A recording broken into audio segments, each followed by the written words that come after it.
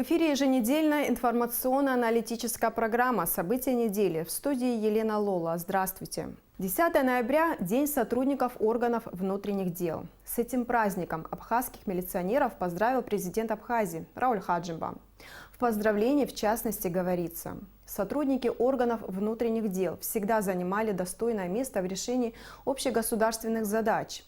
Лучшие традиции закладывались многими поколениями. В связи с этим выражаю особую благодарность ветеранам органов внутренних дел за неоценимый вклад в дело становления современной милиции, за воспитание нового поколения сотрудников МВД. Ваши опыт и знания бесценны. Своей активной жизненной позицией вы показываете пример честного и беззаветного служения Родине. В этот день мы отдаем дань памяти сотрудникам, сложившим свои головы в годы Отечественной войны народа Абхазии за процветание и независимость нашей страны. Убежден в том, что вы и впредь будете прилагать все свои знания и силы для охраны общественного порядка, обеспечения надежной защиты интересов граждан нашей страны, сохранения спокойствия в обществе. Конец цитаты. Торжественное собрание личного состава Министерства внутренних дел Абхазии, приуроченное ко Дню абхазской милиции, посетил накануне премьер-министр Валерий Бганба. Глава правительства поздравил работников абхазской милиции, выразив глубокую признательность ветеранам органов внутренних дел. На торжественном заседании 99 сотрудникам объявлена благодарность, 150 присвоены очередные специальные звания, 4 сотрудника награждены нагрудным знаком «Отличник милиции», 10 медалями за безупречную службу, медалями за доблесть в службе награждены 12 сотрудников МВД Абхазии. 10 ноября – это профессиональный праздник не только для тех, кто посвятил себя непростому и благородному делу, защите интересов граждан и страны от преступных посягательств, для тех, кто первым приходит на помощь попавшим в беду людям, но и праздник для всей здоровой и законопослушной части нашего общества. В этот день принимают поздравления родные и близкие всем, кто служит в Министерстве внутренних дел, кто нашел свое призвание в почетной, благородной профессии защитника правопорядка. Мы выбрали для себя трудную, но благородную профессию. С честью должны выполнять свой служебный долг. Уверен, что абхазская милиция приложит все усилия для того, чтобы оправдать доверие народа и достойно выполнять задачи по обеспечению правопорядка и законности в стране. А в Ачимчирском РОВД открылся обновленный стенд памяти погибших сотрудников милиции. В честь открытия стенда состоялся митинг, в котором приняли участие глава администрации Ачимчирского района Гиви Допуа, заместитель министра внутренних дел Республики Абхазия Ливан Кварацхиля, сотрудники органов внутренних дел, семьи и родственники погибших. Репортаж Сейды Джарсаля. В канун Дня милиции, который в Абхазии традиционно отмечается 10 ноября, в фойе здания Ачимчирского РОВД был открыт обновленный мемориальный стенд памяти погибших сотрудников милиции. Вначале участники мероприятия минутой молчания почтили их память. Были зачитаны биографии 12 сотрудников органов внутренних дел Ачимчиры. В их числе те, кто героически погиб во время Отечественной войны и в мирное при исполнении должностных обязанностей. Все они являются примером образцового выполнения своего служебного долга, поэтому молодое поколение правоохранительных органов должно равняться на героев, отмечалось на митинге. Я хотел бы сказать спасибо матерям, отцам этих наших друзей, наших коллег, которые воспитали таких прекрасных парней. Все они для нас герои, преклоняюсь перед ними. Родственники погибших сотрудников поблагодарили всех, кто содействовал открытию стенда. Необходимость обновить стенд существовала давно, однако реализовать задуманное было непросто без финансовой помощи.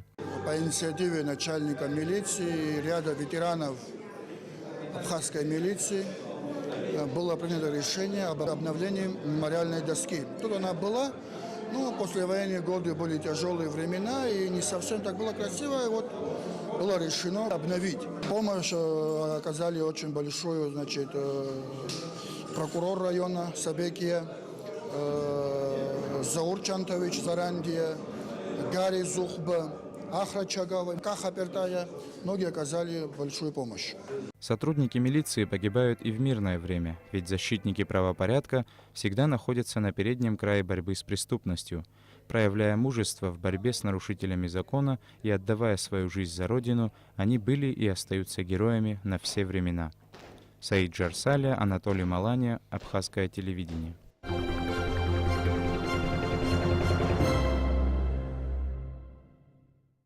На этой неделе отмечали юбилей Абхазского телевидения. 6 ноября АГТРК исполнилось 40 лет. Именно столько времени минуло со дня выхода в эфир первой передачи гостелеканала. Чтобы новости зазвучали на абхазском языке, народу Абхазии пришлось пройти долгий путь борьбы за свои права. В праздничный день звучали многочисленные поздравления в адрес сотрудников национального телевидения, а особенно тех, кто стоял у истоков его создания. За вклад в развитие национального телерадиовещания ряду сотрудников телевидения было присвоено звание «Заслуженный журналист Республики Абхазия». Интерес общественности на этой неделе вызвало решение парламента транслировать на официальном сайте законодательного органа заседания сессии в прямом эфире. Сторонники этой инициативы считают, что онлайн-трансляция даст населению возможность получать объективную информацию о работе парламента. Не думаю, что парламенты других стран самые глупые собрания, та же Госдума и даже периферические локальные парламенты Российской Федерации давным-давно они обязаны этим по закону правом пользуются донесения информации до наших граждан. Он нас дисциплинирует, прямой эфир, и заставить следить за своими словами, когда за твоим выступлением следит большая часть людей, чем 35 человек плюс журналисты. Тема проведения местного референдума по выборам главы администрации Сухума путем прямого голосования получила развитие и на этой неделе. Нужны ли нам прямые выборы мэра? Вначале администрация президента назвала это решение противоречащим Конституции и закону об управлении в административно-территориальных единицах. А в конце рабочей недели прокуратура Сухума вынесла протест по поводу решения Сухумского городского собрания, в котором говорится, что данное решение горсобрания незаконное. Прокуратура, в частности, аргументирует свое решение тем, что порядок организации референдума не урегулирован действующим законодательством Абхазии. Городская прокуратура требует, чтобы Сухумское городское собрание рассмотрело данный протест на ближайшем заседании горсобрания с участием прокурора и отменило свое решение. Налоговое законодательство Абхазии часто обсуждается и совершенствуется, потому как работа налогового ведомства должна соответствовать современным требованиям. За 2018 год в деятельности Министерства по налогам и сборам Абхазии произошли изменения. О том, что сделано и какие планы у ведомства, в репортаже Ирины Аржба. Государственная налоговая служба Абхазии была создана 14 апреля 1994 года постановлением председателя Верховного Совета Абхазии Владислава Ардзинба. На сегодняшний день, кроме центрального аппарата Министерства по налогам и сборам, во всех районах Абхазии функционируют налоговые инспекции. В течение всего 2018 года в ведомстве шла большая работа по созданию электронного реестра налогоплательщиков. И если раньше вся информация хранилась на бумаге, то сейчас создана общая электронная база, где сотрудники налоговой службы из любой точки Абхазии могут отслеживать данные обо всех налогоплательщиках страны. Кроме того, налажено сотрудничество с казначейством Абхазии. Для госуправления по транспорту создан специальный модуль. Данная программа направлена на упорядочение учета выдачи разовых разрешений. Ведомством также ведется работа по налаживанию взаимодействия программных обеспечений с таможенным комитетом Абхазии. Мы даже работники налоговой службы просто не можем себе представить, как мы раньше работали 10 или 12-15 лет тому назад без такого рода электронной базы данных. Это сейчас просто невозможно. Мы сейчас стали видеть, может быть, не все, но многое очень видим. То, что мы создали, в общем, можно сказать, база, она создана, и то, что мы должны еще усовершенствовать, это позволит нам своевременно получать достоверную информацию, во-первых, о том, что происходит в сфере уплаты налогов, и, кроме этого, позволит нам своевременно реагировать на те или иные обстоятельства, которые возникают в практической работе. С 1 января 2019 года вступает в силу закон о патентной системе системе налогообложения. Согласно закону, приобретая патент, предприниматель освобождается от уплаты всех видов налогов и необходимости ежемесячно предоставлять в налоговые службы отчетность. Кроме того, в зависимости от срока уплаты налога, закон предусматривает его уменьшение. Например, если оплатить патент сразу за год вперед, то сумма исчисленного налога будет на 50% меньше. В основном данный закон касается мелких предпринимателей, занимающихся малым бизнесом. Благодаря современным технологиям теперь им станет намного проще официально осуществлять свою деятельность. Министерство по налогам и сборам с помощью программного обеспечения осуществило автоматический учет выдачи бланков патентов. Таким образом, у нас будет вся информация о выданных бланках патентов и, собственно, выданных патентах отражаться на сайте Министерства по налогам и сборам. Налогоплательщик, либо какой-либо сотрудник контролирующего органа, если осуществит вход в сайт, вобьет номер патента, он может проверить, действующий этот патент или нет. Также такая техническая возможность будет присутствовать, как проверка этого патента с помощью QR-кода. То есть на каждом патенте у нас будет QR-код, и любой сотрудник налогового органа, либо любое лицо, которое в этом заинтересовано, с помощью считывания этого QR-кода может подтвердить его достоверность, то есть что этот патент действителен. Расширение возможностей использования интернет-ресурса с целью упорядочения работы и отслеживания поступивших налогов, несомненно, не только удобно, но и полезно как для налоговиков, так и для налогоплательщиков. Это нововведение является полезным, удобным для всех предпринимателей. Кстати, хотелось бы отметить не только для предпринимателей граждан Абхазии, но и для наших гостей иностранных предпринимателей, инвесторов, которые, как известно, идут в ногу со временем. Все эти технологии уже давно используются в мире. И приехав в Абхазию, хотелось бы, чтобы они не испытывали какого-то дискомфорта, чтобы, приехав сюда, им было комфортно, удобно вести здесь бизнес. И это все косвенно или прямо повлияет на уровень жизни в Абхазии в целом. И я считаю, что не только на сайте Министерства по налогам и сборам, но и во всех министерствах, ведомствах мы должны все стараться сообща идти в ногу со временем. В этом году Министерство по налогам и сборам Абхазии запустило пилотный проект по внедрению онлайн-касс. Проект дорогостоящий, но здесь планируется поэтапное внедрение контрольно-кассовой техники параллельно с преобразованием налогового законодательства. Наличие кассовых аппаратов на всех торговых объектах должно стать обязательным. Ведь только в этом случае налоговые органы могут отследить движение денежных средств. Кроме того, кассовые аппараты необходимы и для защиты прав потребителей. Есть ряд условий, которые должны выполнять как продавец, так и потребитель. И кассовый чек – это вот как раз то перекрестное условие, которое совпадает и входит в обязанности продавца. Да, то есть при продаже, при реализации любого товара должен быть прикреплен кассовый чек. В свою очередь, покупатель обязуется хранить этот чек для того, чтобы в случае возникновения каких-то гарантийных случаев он мог обратиться к продавцу и подтвердить при помощи этого кассового чека факт приобретения именно данного товара и именно в этой торговой точке. У Министерства по налогам и сборам Абхазии есть еще одно нововведение. Теперь любой вид налога можно оплатить через терминал. Правда, пока что только через терминалы Амро-банка. Сделать это очень просто. Есть такая опция в Республике Абхазия, в ней расположена МНСРА, где возможно заплатить налоги индивидуальному предпринимателю, оплатить бланк свидетельства индивидуальному предпринимателю, юридическому лицу, оплатить административный штраф. Для уплаты налогов индивидуальному предпринимателю необходимо ввести свой ИНН,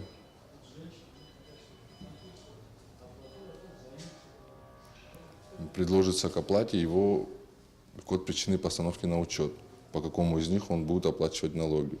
Он выбирает его, затем выбирает сам вид налога.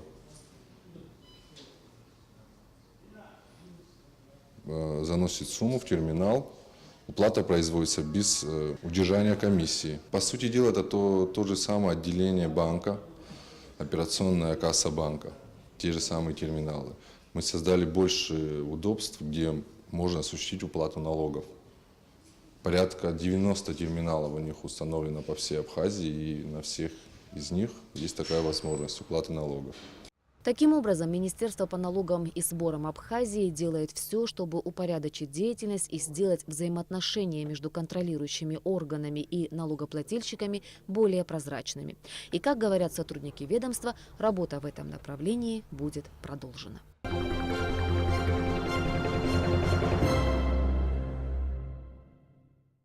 В нашем сегодняшнем эфире мы решили поговорить о работе Конституционного суда Абхазии. В каком режиме он работает, каков порядок обращения граждан в КС и количество рассмотренных дел.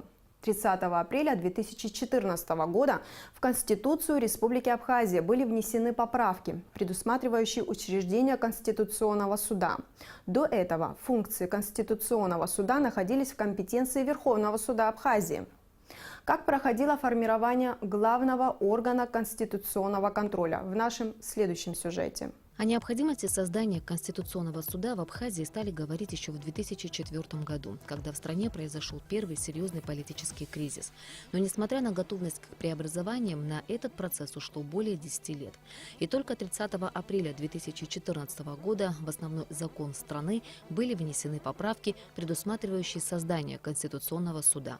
Что касается его формирования, то на это ушло еще 4 года. Конституционный суд Республики Абхазия был сформирован в 2018 году. Конституционный суд относится к судебной ветви государственной власти, орган конституционного контроля, в компетенцию которого входит оценка соответствия правовых норм Конституции. Конституционный суд, в отличие от всех прочих судов, вправе отменить закон или иной нормативный правовой акт в случае признания его неконституционным. Впервые Конституционный суд появился в Австрии и в Чехословакии в 1920 году.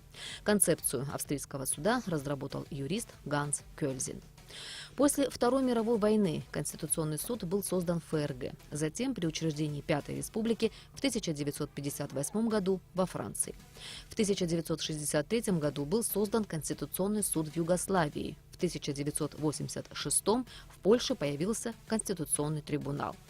В 1980 году в Бельгии и в начале 1990-х практически во всех восточноевропейских государствах, в том числе в России. В соответствии с законодательством Абхазии, судьи Конституционного суда должны быть не моложе 40 лет и иметь 15-летний опыт работы. Судьи Конституционного суда утверждаются парламентом по представлению президента сроком на 15 лет, при этом избрание судьи Конституционного суда на новый срок не допускается. Конституционный суд Абхазии состоит из 5 судей. Первыми судьями 22 ноября 2016 года были избраны Людмила Ходжишвили и Рауль Пантия. Затем 18 января 2017 года Нури Тания. Через месяц, 10 февраля, Диана Пилия. Для того, чтобы избрать 5-го, последнего члена Конституционного суда, народным избранникам понадобился еще 1 год. Алиса Бегвава была утверждена депутатами Народного собрания Абхазии 12 февраля 2018 года. И уже 27 февраля на первом заседании председателем Конституционного суда был избран Нури Тания. В соответствии с законодательством судьи Конституционного суда не могут заниматься другой оплачиваемой деятельностью, кроме преподавательской, научной и творческой.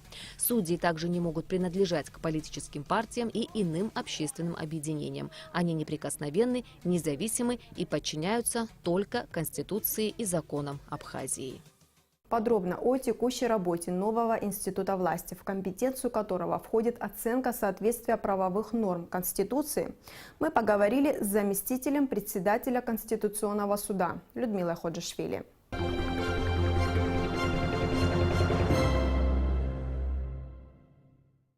Здравствуйте, Людмила Платоновна. Наконец-то Конституционный суд создан, сформирован. Это долгожданное такое событие. Фактически, когда вы уже приступили к работе, когда стали принимать граждан и с чего вы начали свою работу? Конституционный суд создан в ноябре 2016 года. Полностью сформирован Конституционный суд с февраля 2018 года. Состав Конституционного суда 5 человек, 5 судей. Избран председатель, заместитель, судья-секретарь и судьи. Но в первую очередь в чем заключалась наша работа, и мы фактически не могли работать, поскольку необходимо было принять регламент. Регламент мы приняли. На сегодняшний день у нас регламент есть. Мы, в принципе, можем в этот регламент постоянно вносить какие-то изменения. Но на сегодняшний день есть регламент, в соответствии с чем мы фактически работаем. Но кроме регламента, поскольку Конституционного суда ранее не было, как вы знаете, в стране, и мы начали работать фактически не имея ни одного документа для того, чтобы вообще какие-то запросы зарегистрировать, какие-то жалобы, которые поступают там, или какие-то законопроекты для дачи заключений и так далее. Поэтому нам необходимо было разработать локальные акты. Это, в первую очередь, как я сказала, основной документ для работы, это регламент Конституционного суда Республики, и затем различного характера положения аппарата, должностная инструкция по судопроизводству, по делопроизводству, регламент секретаря судебного заседания, помощника и около 9-10 документов локальных, которые мы на сегодняшний день разработали, имеем, и над которыми сегодня, над новыми актами мы работаем и хотим, чтобы и делопроизводство, и судопроизводство, и все, что к нам поступает, было в соответствии с нашим законодательством. Ну, помимо этого, мы разработали официальный сайт, интернет, который фактически будет. Помимо сайта, мы сегодня работаем над тем, чтобы все те документы, которые нами были разработаны, мы хотим сделать в виде брошюрок, для того, чтобы можно было дать на руки, например, тем, которые интересуются нашей работой, которые бы хотели знать, в чем заключается наша работа и по каким критериям можно обращаться к нам для того, чтобы получить какие-то ответы на те запросы и так далее. Кроме того, значит, у нас были запланированы поездки для того, чтобы ознакомиться с другими конституционными судами, как у них поставлена работа, какие предметы исков они рассматривают, по каким, какой состав и так далее. Вот, нам очень было интересно вообще посмотреть на те решения, которые выносятся, понимаете, как они излагаются и так далее. Мы были, первая наша поездка была в Питер, Конституционный суд Российской Федерации в мае месяце.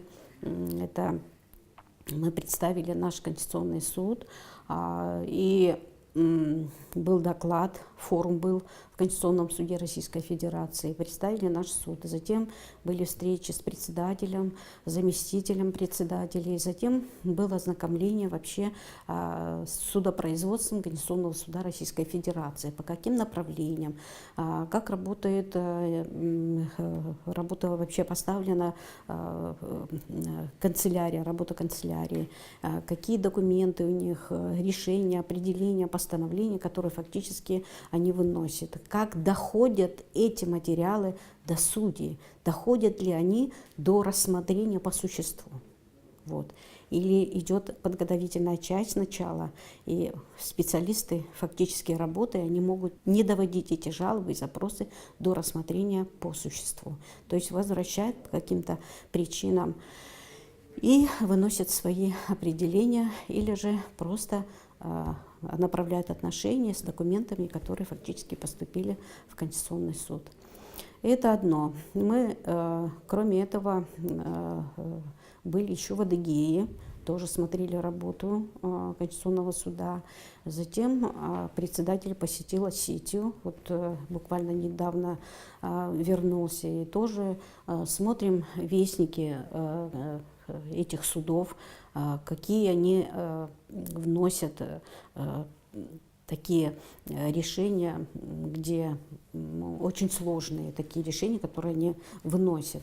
И нам очень интересно, как они подходят к разрешению тех или иных вопросов, которые фактически поставлены перед ними. Вот вопросы какие поставлены. Мы хотим, чтобы у нас свой вестник был, решения, которые будем мы принимать, чтобы все эти решения были там заложены. Ну, конечно же, На сегодняшний день у нас мало обращений, честно говоря. Вы можете но, сказать, какое количество обращений? Но у нас вот, где-то около 5 обращений, но процессов не было, поскольку то они обращались, не к нам они должны были обращаться, а должны были пройти сначала все те инстанции, после суда первой инстанции, в кассацию и другие судебные инстанции, вышестоящие инстанции. Но они ошибочно обращались к нам. Но мы принимали этих людей, объясняли, давали консультации. И не только по этим вопросам, и другие вопросы, связанные с страхованием. И другие были количество, порядком обращения было.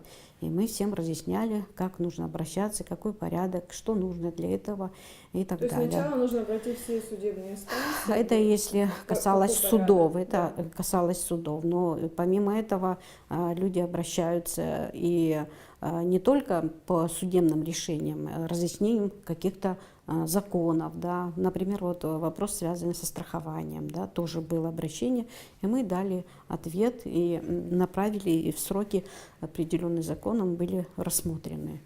Вот. В целом, конечно же, сегодня каждый из нас занимается над собой. Вы понимаете, что это не суд первой инстанции, у нас не будет такого потока обращения. Если в судах общей юрисдикции рассматривать как уголовные, гражданские, административные, и в день, извините, сколько дел рассматривают, здесь же не только у нас мало поступления, мы даже смотрели динамику в Конституционном суде Российской Федерации, из года в год уменьшается, понимаете?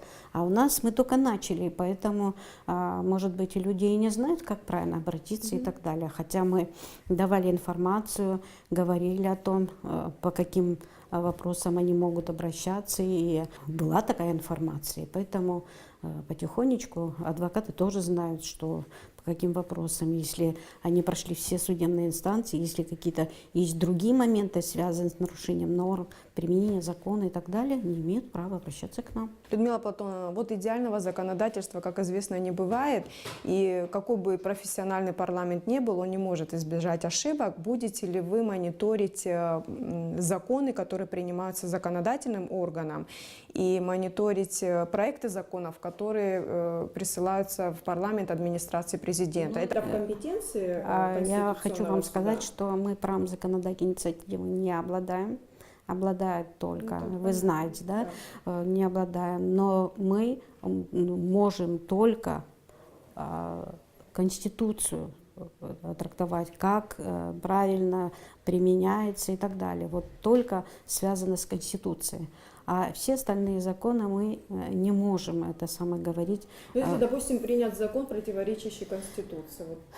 Но это другой вопрос. Да, это другой вопрос, и, конечно же, мы будем принимать в этом участие. Это по обращению будет, или же вы сами можете реагировать? По обращению. Только по обращению? Да, А так вы не мониторите? Нет, не будем. Помимо этого еще мы планируем, в плане у нас много вопросов, которые, конечно же, это все связано со временем, понимаете, эти международные договора, которые тоже без нашего заключения, они не могут в парламенте уже проходить. Это ясное дело, это в законе прописано и так далее. Ну, сегодня то, что есть, мы стараемся, как положено, изучать и так далее. Вот сейчас тоже у нас 2 материала, над которыми мы работаем и смотрим и Конституцию. Конечно же, у нас есть какие-то моменты, вот смотрим Конституцию, законы, и вот эти сборники и так далее, регламенты. Немножко есть какие-то расхождения, которые бы не должны были быть, понимаете, но фактически они имеются. Но со временем, наверное, там, где есть пробелы, чей регламент, тот и будет исправлять. Вот. Но сегодня мы сталкиваемся и с таким моментом. 5 судей для полноценной работы Конституционного суда – это много или мало? Я считаю, что это нормально, есть кворум. Если даже 3 человека, это уже кворум. Мы имеем право. даже в составе коллегиально? Это коллегиальный орган, каждый имеет право высказаться, каждый из нас может, если кто-то не согласен, написать свое особое мнение, которое тоже оглашается, которое прикладывается к основному решению, но в зависимости от других судов в общей юрисдикции наше решение тут же вступает в законную силу с момента оглашения. И не обжалуется. Еще один такой интересный вопрос. Конституционный суд, как орган конституционного правосудия, осуществляет проверку нормативно-правовых актов на предмет соответствия Конституции. Вспомнилось мне такое выражение, которое в народе существует, что Конституционный суд исправляет чужие ошибки, а в некоторых случаях увековечивает свои. Вот как вы к этому выражению относитесь? Ну, не знаю, как правильно сказать, но в принципе я просто еще раз повторюсь, что вот то, что имеются какие-то негативы и неправильное применение, естественно, надо их исправлять. А увековечение, то, что мы фактически свое решение, наше решение никто не может отменить. Да. Вот о чем идет речь, увековечение. Вот поэтому мы и говорим, оно вступает тут же в законную силу. Если вышестоящей судебной инстанции, Верховный суд мы возьмем, кассационную инстанцию, если кассационная инстанция вынесла неправильное определение, это самое, есть следующие инстанции, где могут еще раз перепроверить. И суд первой инстанции, и кассацию. Понимаете, мы ставим, мы выносим решение и тут же оглашаем, и оно вступает в законную силу. И последний вопрос, Людмила Платоновна, вы уже об этом, вы комментировали, это расскажите все-таки порядок обращения в Конституционный суд, чтобы граждане понимали, каков порядок вот пошагово. Во-первых, вот обращение, требования к обращению. Направляется в Конституционный суд обращение в письменной форме, в обязательном порядке. В обращении должно быть указано Конституционный суд, наименование заявителя, необходимо данные о представителе заявителя, кто будет при этом присутствовать, да? Наименование, адрес самого органа государственной власти, если обращается от государственного и органа местного самоуправления, или же издавший акт, предположим, нормы Конституции Республики и настоящего кодекса, дающие право на обращение в Конституционный суд. Точное название, номер даты принятия источника опубликования и иные данные о подлежащей проверке акте. Конкретные указанные в Конституционном законе Республики о судебной власти и настоящем кодексе основания к рассмотрению обращения. Понимаете? Вот какие основания должны быть. И вот это все должно быть указано. Если этого не будет, то, естественно, материал будет возвращен. То есть пока у вас оплачена должна быть государственная пошлина для того, чтобы этот материал поступил. Если нет этой пошлины оплаченной, тоже, значит, возвращается. То есть мы даем время, возможность оплатить, тоже время на это дается. Вот за этот период работы вы не возвращали еще дела или были такие? 4 определения было. Возвращали. То есть в связи с тем, что это обращение не касалось Конституционного суда, понимаете? Поэтому мы возвращали, писали определения и возвращали материалы. А какие дела вот сейчас находятся у вас в работе? Какого характера? Это о поправках в конституционные законы. Вот. Сегодня пока оно на изучение, сроки имеются, пока не вынесено определение, или к чему мы подойдем, пока мы изучаем. Или оно будет рассматриваться будет, или оно будет возвращено. Вот мы смотрим основания, правильность обращения к нам, и какие документы, и какие этапы прошли вот эти материалы до того, как к нам поступили. Людмила Платоновна, спасибо за интервью, что прояснили, как вы работаете, потому что в обществе немножко такой информационный вакуум в этом плане сложился. Мы стараемся, работаем, и в дальнейшем, я думаю, что все будет нормально. И, конечно, народ должен знать, чем занимается Конституционный суд, это не секрет.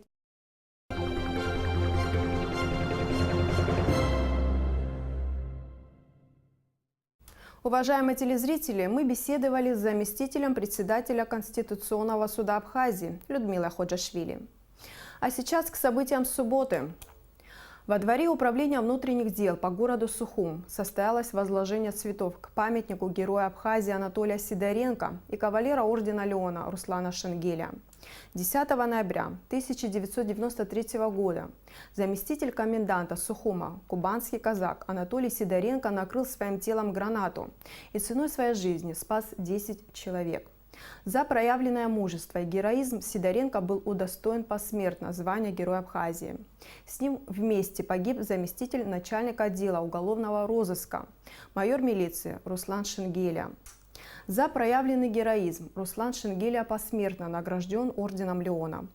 Ежегодно в этот день сюда приходят представители казачества Абхазии, ветераны, школьники. После возложения цветов дети прочитали стихи, а затем состоялся небольшой митинг. Мы не можем забыть Анатолия Анисимовича, не можем забыть Руслана Чичиковича. Мы немного времени вместе работали, но днем и ночью делали возможное и невозможное для того, чтобы наводить порядок в городе Сухум. Хотели иметь будущее, мы имеем, но, к сожалению, у них этого будущего не стало. Ценой их жизни сегодня осталось 8 человек в живых, у них семьи, у них дети. Благодаря этим людям мы сейчас в мирное время не слышим ни звука выстрела, ни как бомба свистит, ни как мина падает. Благодаря вот этим вот прекрасным, еще раз повторю, именно прекрасным людям, пожертвовавших собой, мы живем в мирное время, и, конечно, мы будем все делать, чтобы подрастающее поколение брало за ориентир их подвиг. На сегодня это все. Спасибо, что были с нами. До свидания. До новых встреч в эфире.